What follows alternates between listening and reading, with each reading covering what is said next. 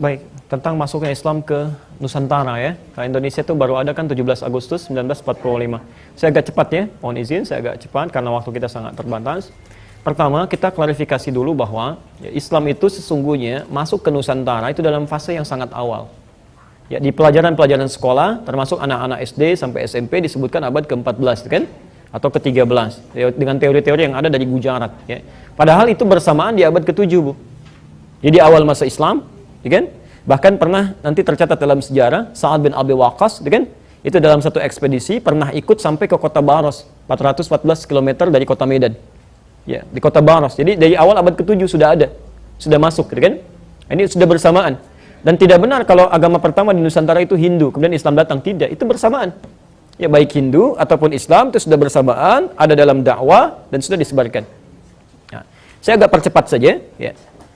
Dan yang datang itu bukan cuma pedagang, ya, pedagang dari Arab, Masya Allah, tidak. Orang-orang Arab yang datang itu, baik dari Hadramaut, yang dari Yaman dan sebagainya, itu dibekali ilmu, ada misi dakwah. Ya, dipetakan daerahnya, dia kembali dia catat gitu kan. Kemudian dibekali misi dakwah, mereka berdagang ya, sambil menyebarkan nilai-nilai keislaman. Sampai puncaknya, ya, saya langsung agak cepat saja. Berdirilah kemudian kesultanan-kesultanan, kerajaan-kerajaan Islam di Nusantara dari mulai Sabang ya, sampai dengan Merauke-nya, dari Sumatera sampai ke ujung bagian timur. Bahkan di timur ini ada yang terkenal dengan kerajaan-kerajaan Islam. Dalam bahasa Arab kerajaan disebut dengan rajanya Malik, kerajaannya Muluk, kan? Dalam bahasa orang lokal disebut dengan Maluku. Ya, Maluku itu asalnya dari bahasa Arab yang ada kerajaan-kerajaan Islam.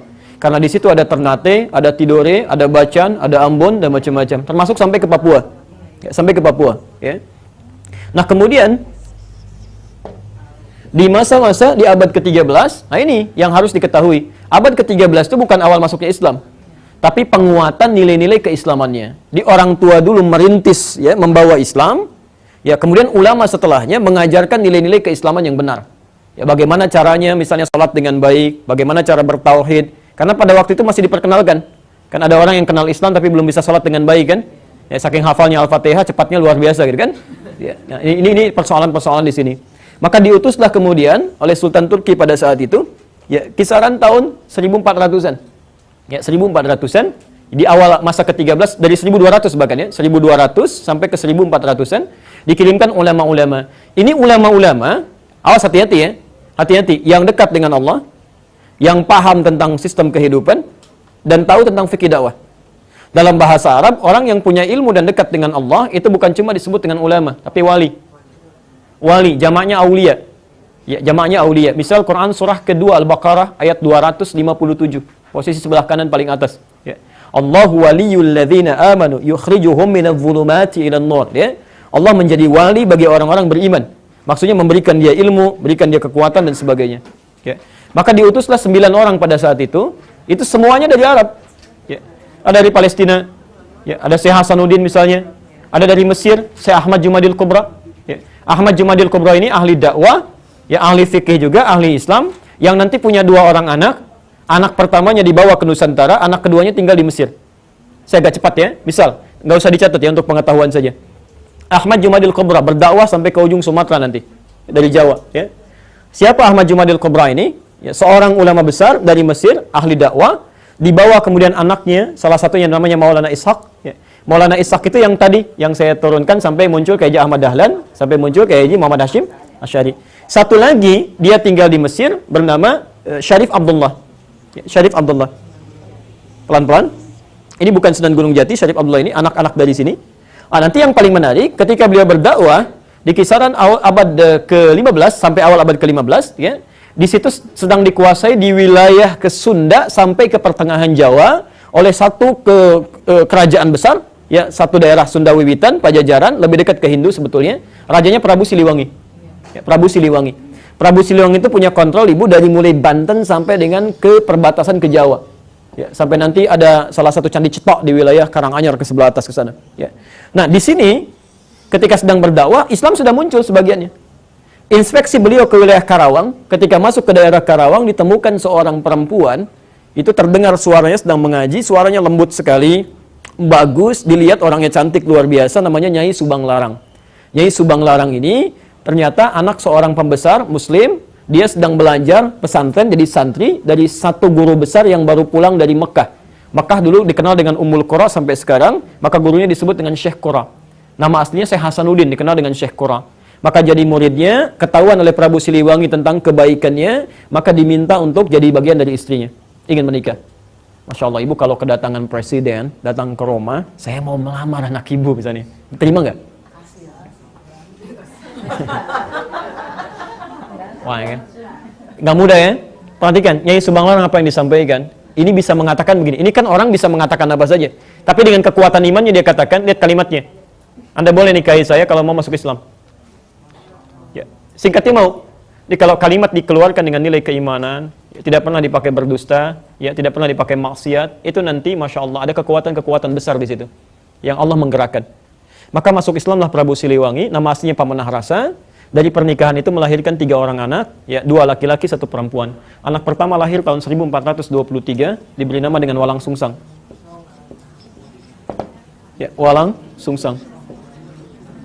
Anak kedua lahir tahun 1426, diberi nama dengan Rara Santang. Anak ketiga lahir 1427, diberi nama dengan Raja Sengara.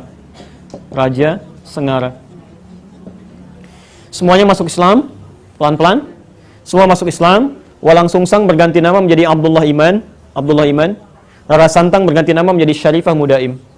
Ya, pelan-pelan. Dari tahun inilah kemudian keduanya pergi menunaikan ibadah haji, berangkat. Ya, setelah berhaji ini, ternyata setelah selesai mau pulang bertemu dengan Syarif Abdullah. Ya, Syarif Abdullah jatuh hati kepada Syarifah Mudaim, minta izin untuk menikahi pada kakaknya, dinikahkan di situ. Maka ketika Abdullah Iman pulang, ya, ke daerahnya, ini Syarifah Mudaim gak ikut. Disampaikan menikah dengan Syarif Abdullah. Ini pulang, ketika pulang oleh Prabu Siliwangi diberikan tempat di daerah Lemah Wungkuk. Lemah Wungkuk itu dulu banyak etnis di situ, ya, ada Arab, ada Cina, ada orang lokal. Dalam bahasa lokal disebut dengan Caruban. Caruban itu kumpulan orang-orang dengan etnis-etnis yang banyak. Karena itu di daerah Lasem, agak ke pesisir sedikit, ya, dekat ke Tuban 30 km. Kisaran pantai ada daerah Caruban juga di situ. Karena dulu orang Cina masuk pertama kali lewat Lasem. Daerah Karangturi kalau sekarang. Karangturi posisi paling kanan, di situ ada kisaran orang-orang Cina, komunitasnya di situ ya. Tapi kalau tanya, ibu tanya, bahasa Jawanya paling halus. Ya, orang-orang sekitaran itu. Caruban. Nah, kemudian ada biasa mereka membuat tentang rebon ya, dari udang itu, campuran di situ. Maka sampai sekarang daerah itu untuk membedakan dengan yang di Lasem disebut dengan Cirebon. Ya, itu asalnya. Cirebon. Saya kembali, yang ini pergi ke Mesir, menikah dengan Syarif Abdullah, tinggal 20 tahun di sana, melahirkan seorang anak bernama Syarif Hidayatullah. Syarif Hidayatullah inilah yang kemudian pulang, ketika menghadap kakeknya diberikan kewenangan di Gunung Jati, maka dikenal dengan Sunan Gunung Jati. Nah, perhatikan pelan-pelan ya, Sunan Gunung Jati ini, itu bukan termasuk yang 9 wali pertama. Ini generasi keempat. Generasi keempat, jadi kayak Sunan Kalijaga, Sunan Gunung Jati, itu orang lokal. Maksudnya dari campuran sebelumnya. 9 wali yang pertama itu bukan dari yang orang-orang ini generasi keempat, yang awal. Ada yang dari Mesir, ada yang dari Maghrib, Maroko, ada yang dari Palestina, ada yang dari Persia. Ya, semuanya jumlahnya 9 orang. Ada dari Turki 2 orang. Ya, ini poinnya. Ya, pelan-pelan. Nah, ketika kembali ke sini, saya teruskan sedikit ya. Kembali sampai ke sini, diberikan kewenangan. Kemudian ini ingin nengok neneknya. Ya, maaf, saya ulangi. Nyai Subanglarang kembali ingin menengok kemudian Abdullah Iman di Cirebon. Ya, sampai di perjalanan singkatnya meninggal dunia. Untuk mengenang kalimat ini maka disebutkan daerahnya dengan nama Subang sampai hari ini. Ya, baik. Jadi di sini poinnya. Kemudian tersebar luas Islam sampai muncul generasi-generasi setelahnya, sampai tibalah kemudian Portugis datang lewat Selat Malaka tahun 1511. Ya. Dari mana Portugis ini datang? Ternyata dari hasil perjanjian yang dikukuhkan oleh tokoh Kristen paling besar pada saat itu. Makanya gelarnya juga besar, Paus. Ya. Nah, ini Paus Alexander yang ke-6. Ya, Paus Alexander yang ke-6 tahun 1494. Ya, ketika umat Islam dikalahkan daerah Andalusia, kemudian beliau membuat satu perjanjian disebut dengan perjanjian Tordesillas. Tordesillas itu membagi belahan bumi pada 2 bagian. Belahan timur dengan belahan bagian barat. Maka diambillah kemudian Portugis ditugaskan untuk membawa 3 misi suci masuk ke daerah timur. Sedangkan Spanyol diberikan wilayah daerah barat. 3 misi suci ini, 3 misi suci, ya, itu dikenal dengan misi 3G. Namanya Gold, Glory, dan Gospel. Ya, maka masuklah Portugis lewat Selat Malaka. Asalnya nyasar dulu, Bu. Nyasar sampai kemudian ke Goa, ya kan? Di Goa melakukan monopoli, lalu minta bantuan pada seorang bernama Ahmad bin Majid navigator muslim untuk menunjukkan arah yang sebenarnya. Maka masuklah lewat Malaka tahun 1511. Ya, apa yang pertama kali dilakukan? Pertama, memonopoli perdagangan. Kedua, membuat rumah ibadah, misi gospel, ya, kristenisasi. Rumah ibadah dalam bahasa Portugis disebut dengan igreja. Igreja. Orang kita menyebutnya dengan gereja kemudian. Jadi gereja itu asalnya bukan dari bahasa Indonesia tapi dari bahasa Portugis. Didirikanlah di situ, orang mulai ikut-ikutan. Ya, orang-orang Portugis saat itu ibadahnya itu 2 hari setelah orang Islam. Ya, kalau orang Islam itu ibadah tiap pekan kemana? Jumatan ya, ke masjid ya, Jumat. Setelah hari Jumat, setelah hari Sabtu, nggak ada Minggu. Nggak ada Minggu, adanya Ahad asalnya. Dari mana muncul Minggu? Karena orang-orang Portugis saat ibadah itu tidak langsung nyambung dengan Tuhannya. Mereka perlu perantara. Sampai hari ini. Jadi kalau misalnya punya dosa, itu penembusan dosanya nggak minta sama Tuhan, minta sama Bapak. Datang ke situ, Bapak saya salah tadi begini gitu kan. Baik, lalu kata bapaknya begini. Kata orangnya kalau Bapak salah kemana gitu kan. Nah ini baik, jadi intinya dia lewat orang suci. Orang suci disebut dengan santo. Saat itu santo yang jadi perantara dikenal dengan Santo Domingo. Ya, Santo Domingo. Singkatnya orang kita kan suka menyingkat-nyingkat ya. Santo Domingo, Minggu jadi Minggu. Sampai hari ini ada Minggu. Dan di hari ini mereka ibadah. Ya. Sampai kemudian ada orang ikut-ikutan, ada yang dipaksa pindah agama, sampai nanti yang mendirikan Nahdlatul Ulama, Kiai Haji Muhammad Hasyim Asy'ari memberikan fatwa. Beliau menulis 19 buku, di kitab keduanya Risalah Ahlus Sunnah wal Jamaah, ya, halaman ke-14, posisi paling kanan, paragraf pertama, baris 1 sampai dengan 5. Ya, itu ada fatwa di situ. Ya, ada fatwa larangan untuk ikut-ikutan ke kanisa, ikut ke gereja, apalagi kalau ikut-ikutan dengan pakaian mereka, kan? Dan menyaksikan ibadah mereka, itu kata beliau nggak boleh. Itu fatwa pertama. Ya, saya persingkat, saya tutup di sini. Ya. Sampai kemudian datanglah Portugis, ya, dikalah di sini, dia ingin menguatkan bentengnya. Ya, ketika datang Portugis ke wilayah ini, ternyata Spanyol merasa saya nggak dapat apa-apa di barat itu. Maka disusullah kemudian ke timur, perginya ke Filipina, ke daerah Sulu, dipimpin oleh Magalhães. Ya, Portugis dipimpin oleh Alfonso de Albuquerque, kemudian ini dipimpin oleh Magalhães tahun 1519. Tahun 1519 takut karena ada persaingan, maka dibuatlah kemudian benteng di daerah Sunda Kelapa. Datang ke Sunda Kelapa di pinggir pantai dibikin benteng. Saat masuk ke sini itu kemudian mohon maaf ya, maaf sekali lagi, menyerang penduduknya, mencelakai, membangun tempat ibadah, sehingga Sunan Gunung Jati yang diberikan kekuasaan tadi mengutus menantunya. Beliau punya 2 anak. Anak pertama namanya Muhammad laki-laki, kedua perempuan, menikah dengan seorang jenderal besar, soleh dekat dengan Allah. Namanya Fathullah, orang lokal menyebutnya Fatahillah, Portugis menyebutnya Faletehan. Ya. Maka diutuslah kemudian untuk bisa membebaskan dalam bahasa Arab disebut dengan Fatah. Ya, wilayah Sunda Kelapa ini. Maka kemudian dibaca surah Al-Fatah itu, ya, Inna fatahna laka fatham mubina. Mereka berwudu dulu, salat dulu dan berjihadlah ke sini.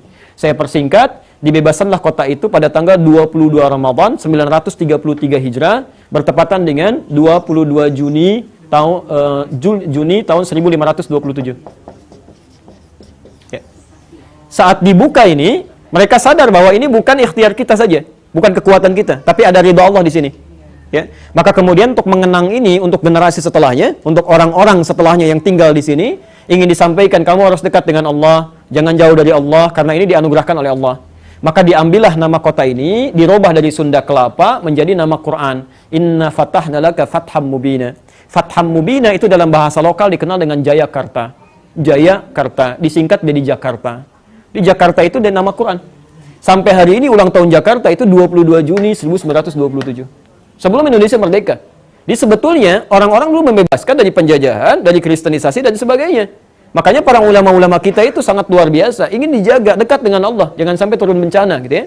Ini poinnya. Ya, saya tidak mau masuk kepada konteks yang lebih lebar, tapi ini poin utamanya. Nah, sampai tiba Belanda tahun 1616. Ya, 1616 sampai bisa bertahan sampai 350 tahun. Kenapa bisa seperti itu? Bagaimana cara mengatasinya? Itu pembahasan yang berbeda, ya. Tapi informasi tadi ada di kitab Api Sejarah, ya, karangan Ahmad Bansur, Surya Negara. Ada 2 jilid. Jilid pertama itu warna hitam, tebalnya 586 halaman. Yang saya sampaikan di halaman 17 posisi paling kiri. Api Sejarah.